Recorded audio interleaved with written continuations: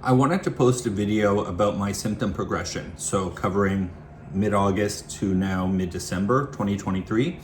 But I also want to make a very clear disclaimer that if you have any of these symptoms, even if you have all of these symptoms, that does not mean you have ALS. In fact, you probably do not. ALS is rare, and there are more common explanations and reasons for each and every symptom I have. I am in the minority that ended up with ALS. So if you're Googling your symptoms, don't. If you have a concern, speak to a doctor, get some tests done, give yourself some peace of mind. And with that said, last August, I started getting muscle twitching all over my biceps and shoulders. At this point, I was working out 5 or 6 days a week, but I could not connect the dots to workouts. But ultimately, it was just twitching and I ignored it. A couple of weeks later, I was going to run across the street to beat oncoming traffic, and I could not run. I couldn't even tell you why I couldn't run. I just couldn't get my legs to do it. It was a very strange feeling. It was worrying enough that day I went on a treadmill. I was able to get myself to run with some focus, but it felt like my feet were slapping the treadmill. Something felt off. So at this point, I started recording my symptoms in this expansive log where I saw some muscle atrophy there.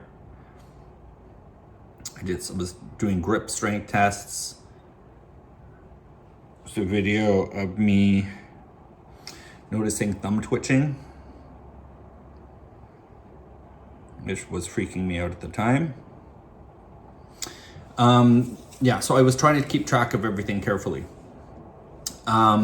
The walking situation continued to worsen. In fact, that's been a sort of a downward trajectory since it started.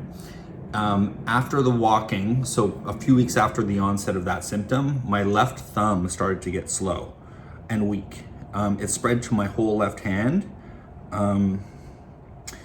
which now cannot do fine motor skill type activities. I can't take off my dog's leash or unscrew a bottle top. It's even hard to open an Amazon package. I have to find new ways to do that. Just the grip strength of my left hand is feeble. I feel it spreading to my right hand, to the fingertip and thumb tip, but it hasn't progressed past that, thankfully, because I use my hand for my design work and also to take care of myself. If I lost both hands, I would lose my independence pretty quickly. Where am I today? I can still walk around, but it's more of a stagger. It went from not being able to run to limping, looking like I hurt myself at the gym maybe, to now it's more of an awkward stagger. It's worse when I'm tired, it's better in the morning.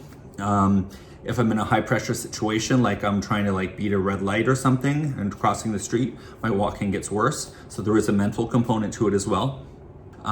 So again, if you have these symptoms and you're concerned, any of these symptoms, related symptoms, particularly the twitching is almost always benign.